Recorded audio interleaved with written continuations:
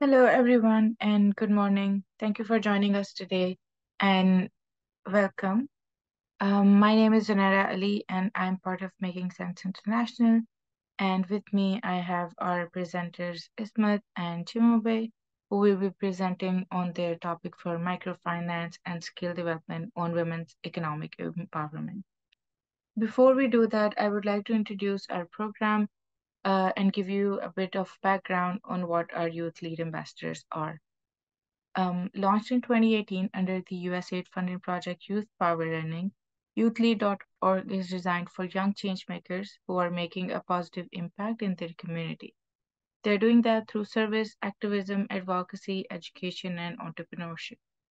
The Youth Lead Ambassador Program is an 18-month professional development and leadership opportunity for young changemakers with a proven track record in mobilizing other young people to have a positive impact in their community.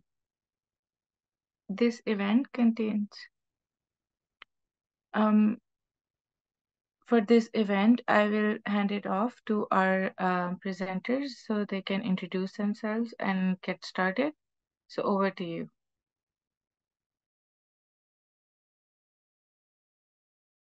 Hi everyone, good morning, good afternoon. My name is Chimwemwe Tambala. I am one of the presenters today who will be taking you under the webinar of microfinance, skills development on women's economic empowerment. I'm a youth-led ambassador from Zambia. I'm passionate about working with young women, in particular young women entrepreneurs. Looking forward to today's webinar and hope to share with you guys what we have and hope to get your questions and see on how best we can have a very engaging webinar today. Thank you. Thank you, Shema. Hello, everyone. I'm Esmat Osama. I'm from Egypt. Today I will be with you to talk about microfinance and skill development on women economic empowerment. Hopefully it will be nourish your information about this topic. So let's start about our topic and go through our presentation. So today we will talk about our agenda. It's about economic empowerment through capacity building training. So this is the first topic we were gonna talk about, and then we go with Shema about the microfinance and the impact and sustainability for microfinance in women economic empowerment. And just wanted to make sure is that everyone already listened to me in a clear voice. So if you listen to me in a good basis, please make sure you can use this emoji. Okay, thank you, Truman. Thank you, Hadir. Okay, so please for next slide. Okay, the first we will talk about the most definitions we will talk about. It's economic empowerment and capacity building participated in, and how to how women contribute in the labor market and how foster their skills to the labor market. And then we will talk about microfinance and skill development. Please, next slide. So let's ask you, what's your background about capacity building training in entrepreneurship or in the and how to equip women for a labor market? So what's your background and what's your first thought? It's gonna pop up on your mindset when you think about capacity building for women. You can type on the chat.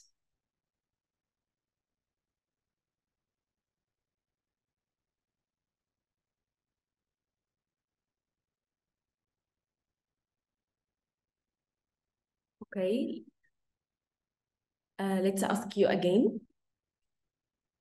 What's your background? What's your information about capacity building on economic empowered women? How we could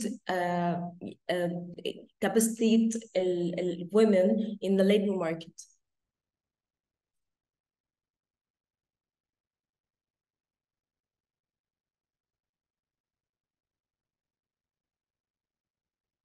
Okay, training workshop. Thank you. Thank you, Hadir. There is anyone else have ideas or thoughts about this topic?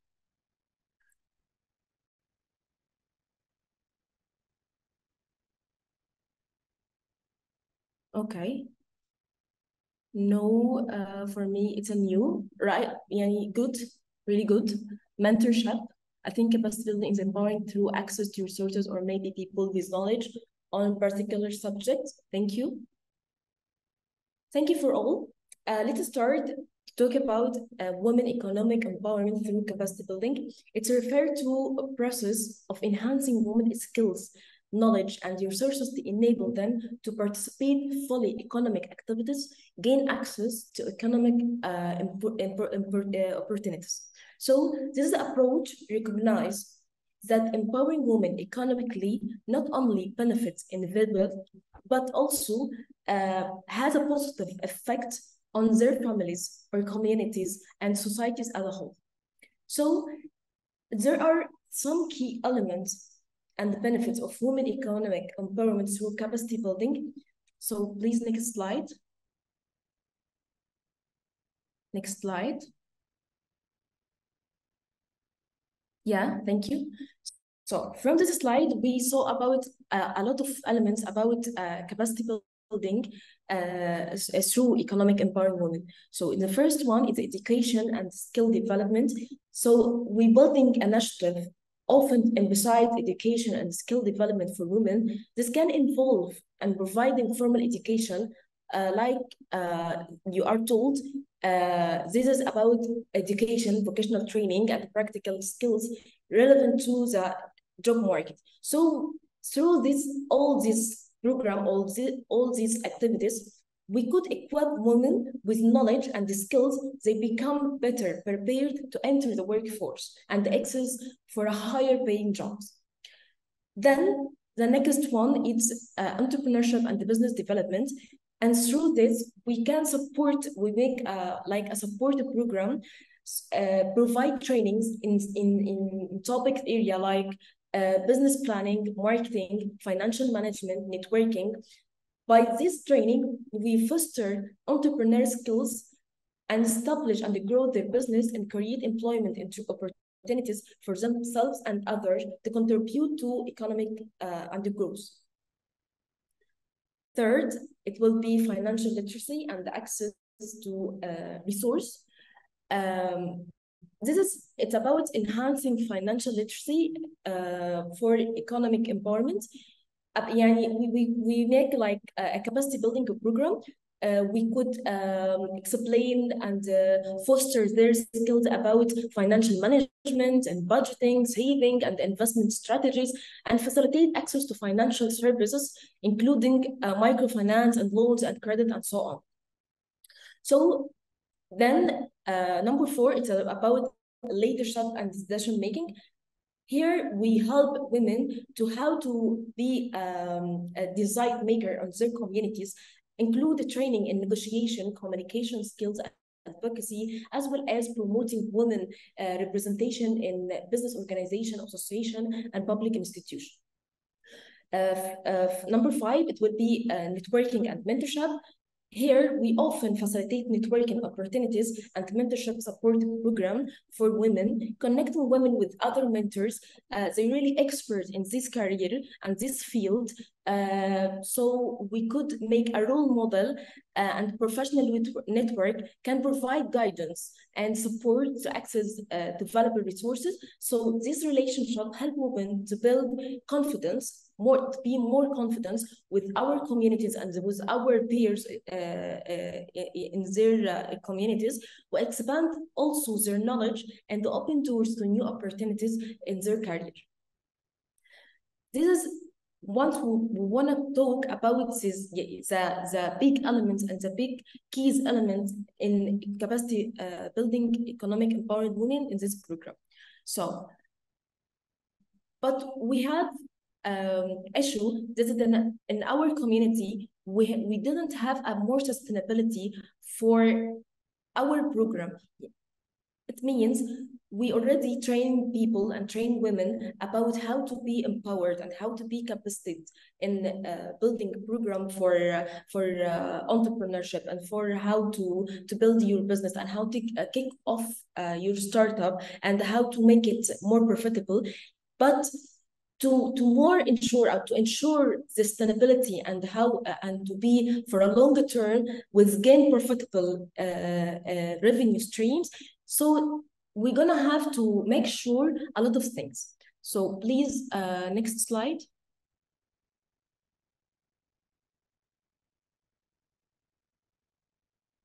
Okay. Next slide, please. So to ensure sustainability and the longer term of capacity building program for women economic empowerment, we have several strategies we can implement it. So we could sure this will be for our children and for our future community.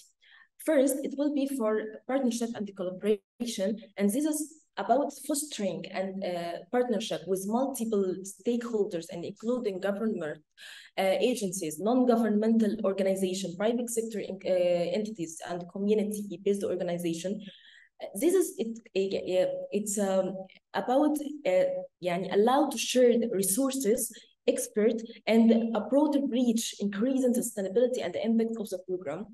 Second, it will be for a local ownership and empowerment. Well, this is about how to involve local communities, women groups, and the beneficiaries in design and implementation and evaluating of capacity building program. This approach ensures that the program addresses the specific need and aspiration. When it comes to specific needs, it's about how to make assessment needs for our beneficiaries to know how their needs, how we fulfill their needs, and how to fill the gap of skills in the labor market, and emphasize the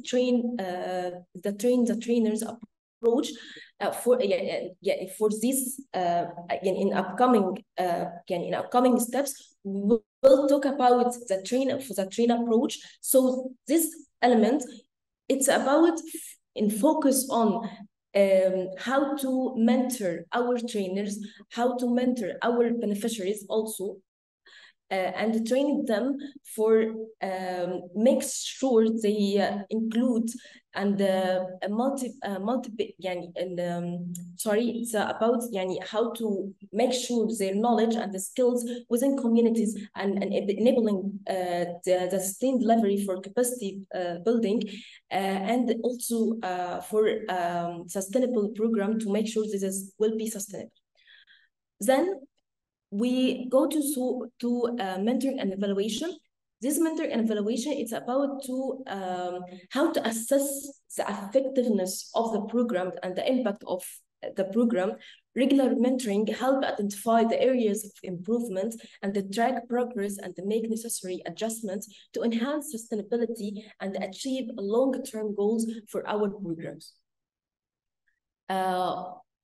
Then one of the most strategy we could pressure or focus on it's about access to financial resource, and this is where gonna be talking this in details with Shema.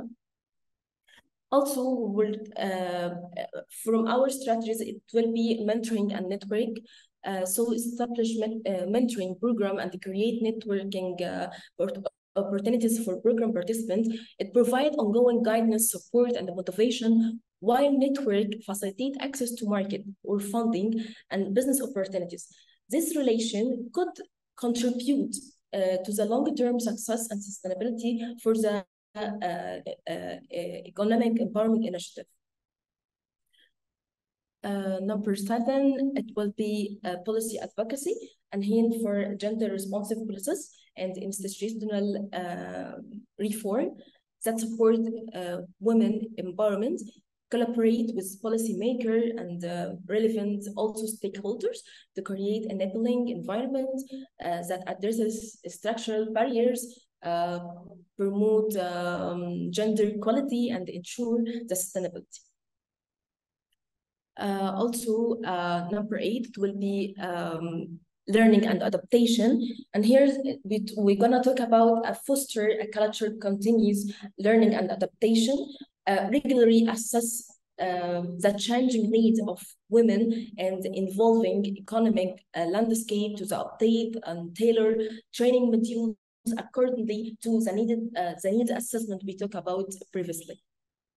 Knowledge and sharing also, it's about encourage the sharing and dimensions of best practice, lesson learned, successful stories, so we can make like a role model for our women to see that like nothing is possible and nothing is impossible.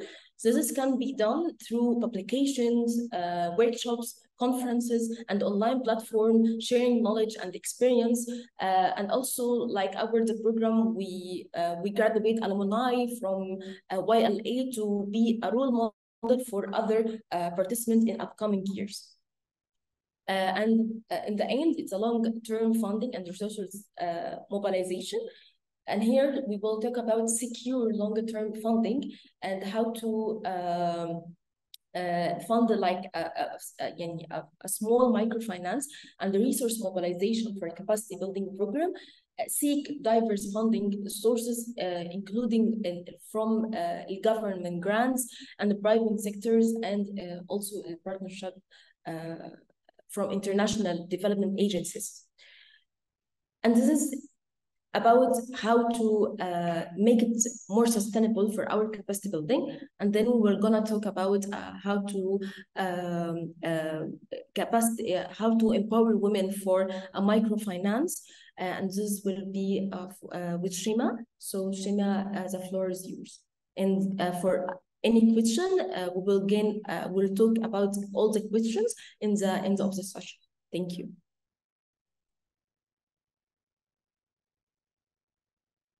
I'm sorry, I missed the slide. This is for organization. I'm sorry, Shama. This is for our organization. It's like examples for our country. It's about organization. We empowered people, empowered women in capacity building and training through vocational training. It's so we empowered women about how to conduct the training for project management and for people who they already have startup, so we equip them with training about business plan and how to make your strategy and how to market for your business. Thank you.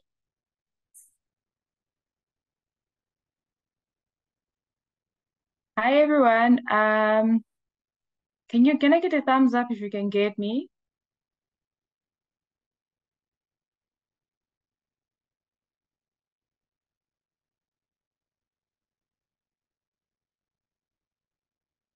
Hello. Can you clearly get me on my end?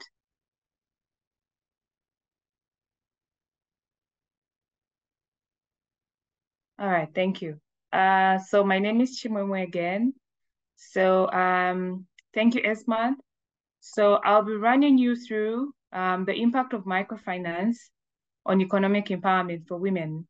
So I'll be sharing the impact that microfinance plays on economic empowerment for women, and I'll be sharing some theories as I share the impact among women, and I'll also be sharing the long-term sustainability that microfinance has on women.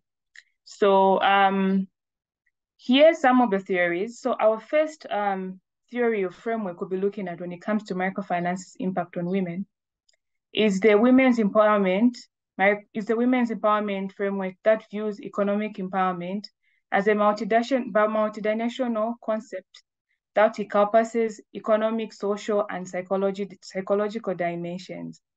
So I'll be just going deeper when it comes to the points that have been put down.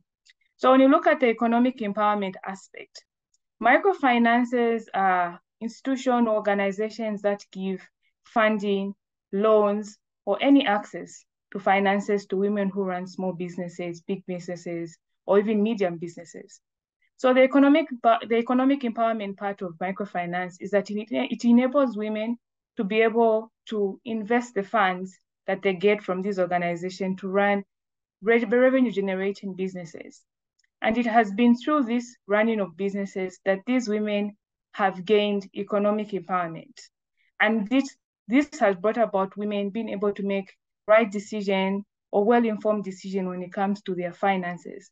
And it also just helps women have control of the income as well as resources which they work with on a day-to-day. When we talk about the social empowerment, in most cases, when women are part of a microfinance organization or an initiative, it gives women an opportunity to interact with other women. So we're talking about women being in self-help groups, women having a network with other women. And this brings about unity among women, which thereafter brings about emotional support when women need someone they can go to in case they have a challenge or any support they need. It also helps women to be able to make collective decisions. So women have like a sisterhood.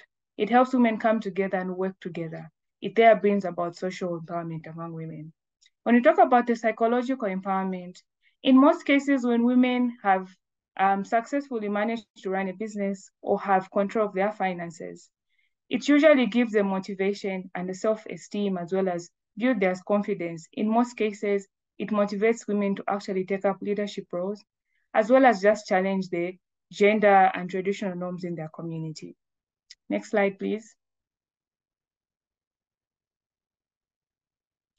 Our next theory is the resource mobilization theory. So under this theory, we're talking about the focus on how microfinance enables women to mobilize and allocate resources for their entrepreneurship ventures, which includes access to credit. In most cases, microfinance give women access to microloans and funds. And in most cases, they don't have the hard requirements that most banks require from women, such as assets, such as collateral. So this gives women who have little or no assets to be able to access funds. And when women have access to these funds, it enables them to start businesses or just grow and scale up their businesses. The second part of the resource theory is the risk mitigation. So in risk mitigation, we're talking about how microfinance acts as a safety net for women.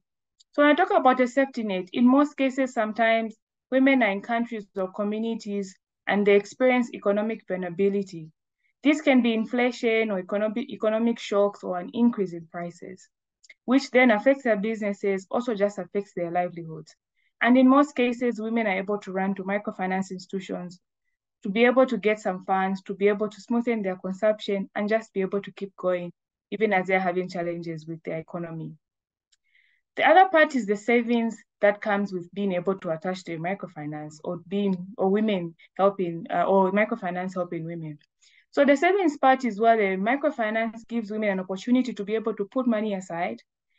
Any money can be put aside, and it helps women to be able to plan for their future. It helps women to be able to spend on emergencies or anything that they plan to do in future or in case of when they need money. So it helps women to be able to plan for their future.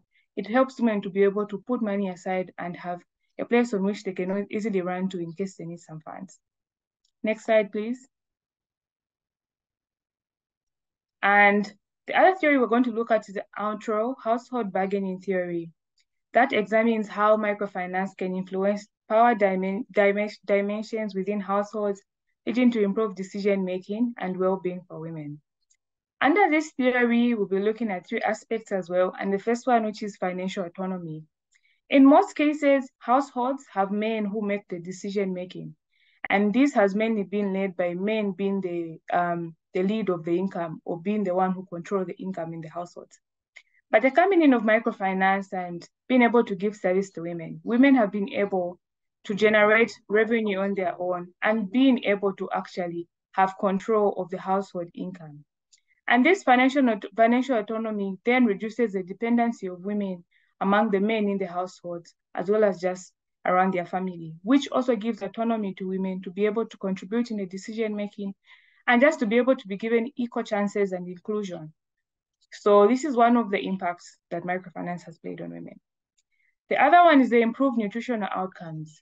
Studies have suggested that if women have control of the income in the household, in most cases, women prioritize education, nutrition, and health for the entire family. So women then focus on the well-being of the entire family. And when we look at the investments in children's education, and mostly when it comes to mothers, when mothers have access to funds, when mothers have control of their income, and when mothers have a best way on how they can manage their finances, they really prioritize on how best they can invest in their children's education. And when we talk about an investment in children's education, we're talking about better opportunities for the future generation. And we're talking about children who be able to have the skills they need to be able to flourish once they attend their education. Next slide, please. And the last part of the impact on how microfinance has played on women's economic empowerment is the human capital. So human capital is mainly the access to microfinance, such as enabled women to invest in education and skills. In most cases, sometimes some women don't flourish in running businesses. And sometimes some women just need a skill and education for them to be able to build their skills and just join the labor force. And microfinance enable women to actually get funds to be able to invest in their education and just build their skills, which then gives them an opportunity to actually join the labor force, be able to actually sustain themselves, be independent, gain financial independence, and to be able to support and be independent women. Next slide, please. On this part, I'll be moving on to share on how to ensure long-term sustainability in case we are working with a microfinance, or you plan to intend to work with a microfinance, or you plan to put up an initiative that has a microfinance scheme for women. So I'll share some of the ways in which we can ensure we have a long-term sustainability and impact is shown among women. So the first part we can look at is creating a holistic program design. So we want to help women. And when you look at entrepreneurship, it's broad. And you're going to look at women who run small, medium, or big businesses. So you need to conduct an assessment on the target women you seek to work on.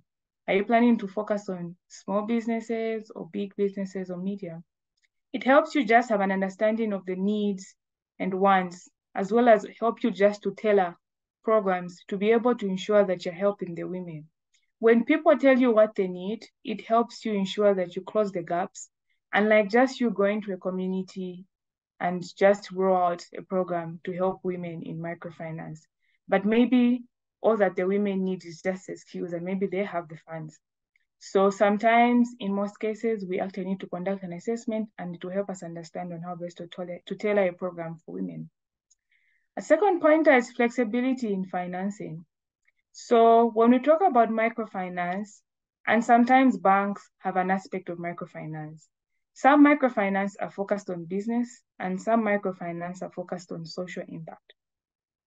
But if we talk about social impact, we need to have an understanding on how best we can have different financial products that meet different women, and that will be able to bring about impacting their lives, impacting their businesses as well. So we need to be able to tailor flexible repayment schedules. You need to have an understanding of how much income they generate on a weekly basis, a monthly basis, quarterly, and just annually. It will help you put up a schedule that will ensure that even as these women get loans and are paying back, it doesn't affect their business, doesn't affect their livelihood, and it enables them to be able to sustain their business during the time they're servicing the loan, and even after they are done with the loan repayment. And in most cases, sometimes businesses have their good and bad days. So we also have to consider putting a time frame in case they don't finish in the circulated time. Maybe you can put a frame of like 2 weeks or a month for them just to be able to bounce back and finish up. Next slide, please. Our third point is interest rates and pricing. And like I mentioned earlier, some microfinances are usually meant on income generating or business, but some are focused on social impact.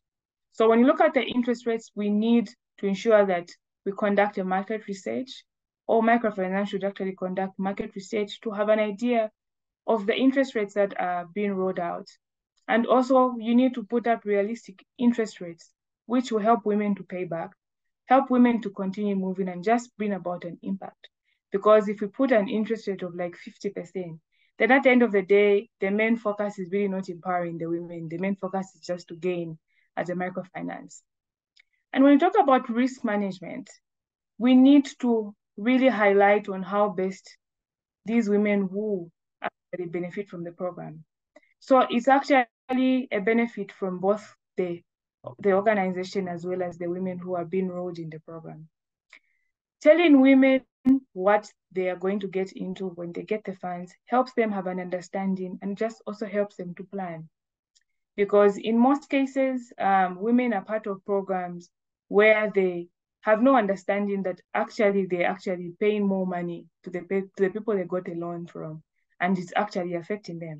So just ensure that women are informed, communicate effectively on the credit assessment process, ensure that the loans are clearly explained to the women, ensure that the women have an idea, and also for the organization to be able to ensure that the sustainability, ensure that you actually have a background check on each and every woman, create relationships to ensure that the women pay back, and so that the program can keep going and more women can actually be empowered. Next slide. Monitoring and evaluation. My colleague actually shared more on this when she talked about capacity building. So in every project, in every program implementation, social impact, we have to always find a way on how to measure and see what impact is being created. Because we can talk about running microfinance institutions or organizations or schemes, but if we're not having a way in which we can measure the impact and see on how much the funds or access to the capacity that the women are getting is bringing about change in their lives, then at the end of the day, we really are not solving the problem at all. So having clear indicators to ensure and see on how these funds are being used, how they're being invested, what change has it brought to their personal finance, just not on their business, but their personal finance? How has it contributed to the household? How has it contributed to just how they live in the community? Would help the organization or institution to just have an understanding and ensure that there's long-term sustainability when these women are empowered through microfinance. And my last point is advocacy and policy support, which I guess Esmat had shared earlier. So we can talk about solving a problem, but if we really don't tackle the policy and if we don't advocate for change, then at the end of the day, we are not solving anything, because sometimes it's just the policies, and sometimes we just need to involve the big decision makers in our countries or communities to ensure that women are included, to ensure maybe there are subsidies when it comes to microfinance institutions in our countries, to ensure that women have access to funds, to ensure that women are given the capacity and skills to help them just to be able to live independently, to depend on themselves, to be able to sustain their lives, to be able to make the right decisions as well. So the engagement of local government, the policymakers will actually bring change and bring about long-term sustainability. Next slide, please. Okay, so that's the conclusion on my slides. And at this point, we'll be getting questions. So if you have any question, any contribution, any clarity, please put them in the chat box. Feel free to raise your hand and we'll be here to give answers. Thank you.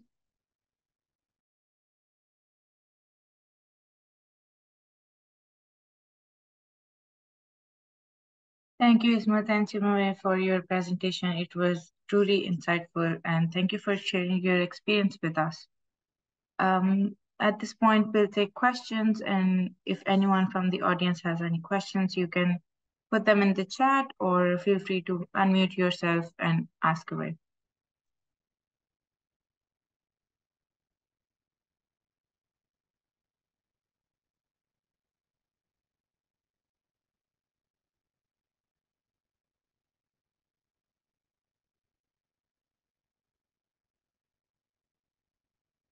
All right, so I think we don't have any audience questions.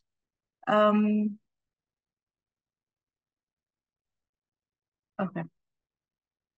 Well, thank you again. Truman, yes, go for it.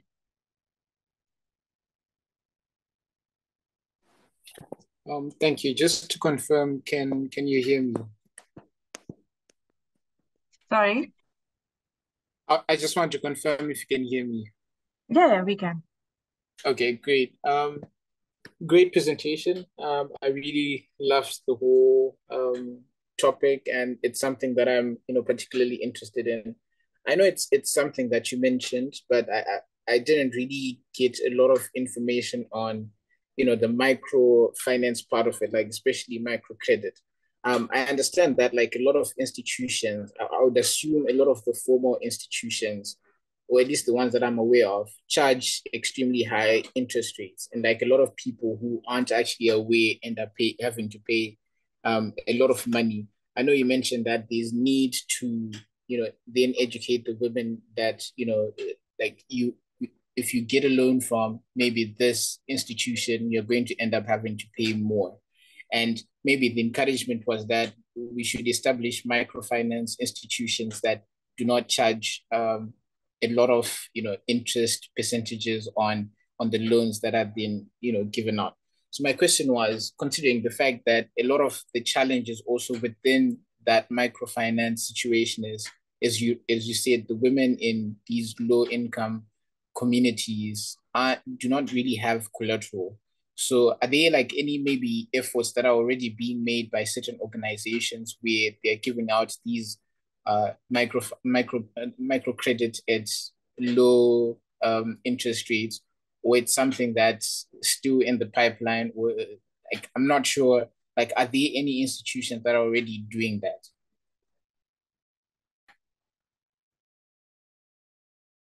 Thank you, Chairman, for your question. I like what you brought out.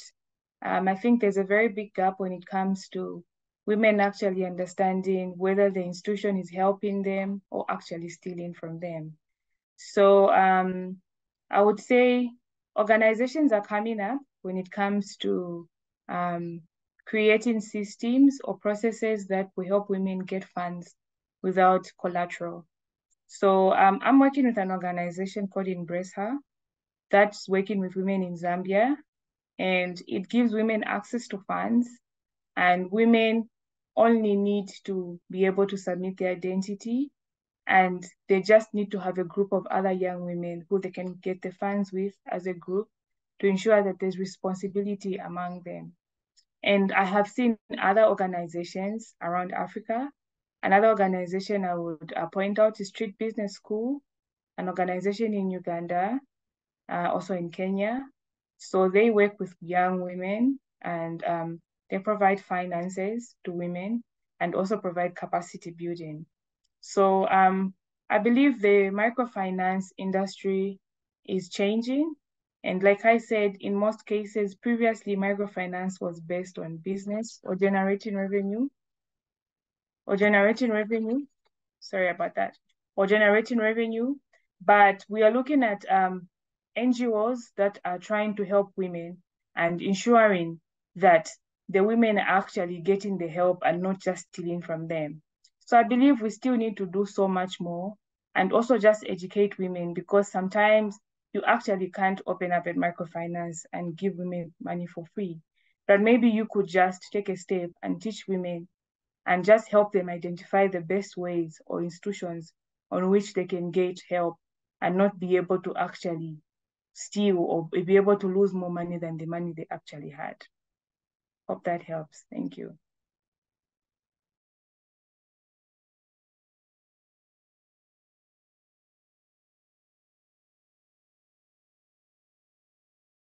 I see there's another hand. Hajar, I'm sorry if I pronounced that wrong. Please go for it. It's okay. It's Hajar, actually. Thank you so much for the presentation, Chimwamwe and Esmat. Actually, I'm working on the same topics related to women empowerment, but in Algeria. And I heard from Egypt, Zambia, I think, no, Kenya, yeah. It was multiple African countries. So, and we do a lot of training, TOT training of trainers, and financial literacy, soft skills to empower women and to teach them how to become more independent financially. So I have like two parts of question. First, is this program implemented somewhere, or genre, is it only the conclusion that you made? Because I missed the beginning of this webinar. So is it a conclusion, or it's the presentation of a program you are implementing currently, or you implemented previously? And second, do you have any beneficiaries, like women who already participated? Do you have like some results or testimonials, if I may say, that they are really in need, like I think Shimon said earlier, and they got mini grants or microfinances opportunities, and created from that a business or something that helped them to become more freely financially. Thank you. Okay, thank you. Thank you, Hajar. From my side, here in Egypt, yes, we already implemented this program here in Egypt, and a lot of organizations, such international and local organizations, and also entities. I'm working now on IECD Global. IECD, it's a French institute. It's working already in Egypt on vocational training on women. Actually, we're working on vulnerable areas with women. They already maybe they didn't able to be read or write, but we support them to learn him in a basic information how to start their business, how to manage their own business in a simple way, and also how to gain their own profit, because it's a necessary here to be women empowered, because we have a lot of issues like gender based violence and domestic violence and so on. So we empowering them in a various areas. So yeah, it's here in Egypt. We already implemented this program in various organizations, not only in IECD Egypt. We have like a second organization. We also ministries here already implemented like incubation program for women to empower them to the labor market, and how to being empowered like skilled soft skills and computer skills, and also for technology incubated. Also we give them like a small microfinance here in Egypt to be empowered and to be able to open their own business. Also, we work on not only with Egyptian women, we work with refugees also, like Syrian and African refugees here in Egypt. So yeah, we have already a lot of programs. About your next question about how if I have samples or numbers or successful stories, yes, we have already successful stories, but the file is not is not prepared now, but if you need it, I can work on it and share it with all the people in our group, WhatsApp group, so we can use it for your resource or your reference.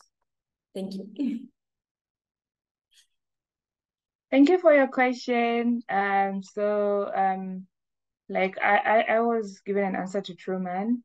So I'm working with an organization called Embrace Her. You can look us up on Facebook, Instagram, and on our website as well. So we are in Zambia, and we work with rural young women who run small businesses. And our focus is we give loans, but we give loans through Women Revolving Fund programs. So Women Revolving Fund programs target women in groups of 5, where we give them loans and they pay back in a period of 6 months. And it's through that 6 months where we also offer capacity building in financial literacy, business management, and just other skills that women would need, as well as just a time on which we also teach women about economic gender-based violence, because it has an effect when it comes to women who are running businesses. So we have reached out to about 250 women, and we are still rolling out our program in Zambia. Our partners are the Pollination Project and Skills Family Foundation. And we have been running for two to 3 years now. And I'm all willing to share more information with you. I'll share my email in the chat, and I think I can help you, and we can obviously see on how best we can put something together. Thank you. Thank you both. Does anyone else have any questions or remarks? We can take one for now.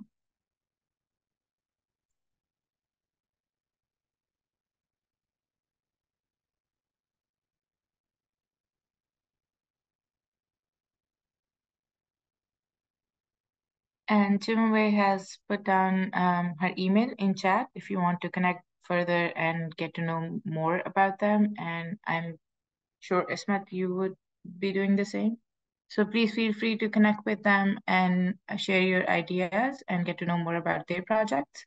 If there are no more further questions, thank you so much for joining us today and engaging with this insightful presentation.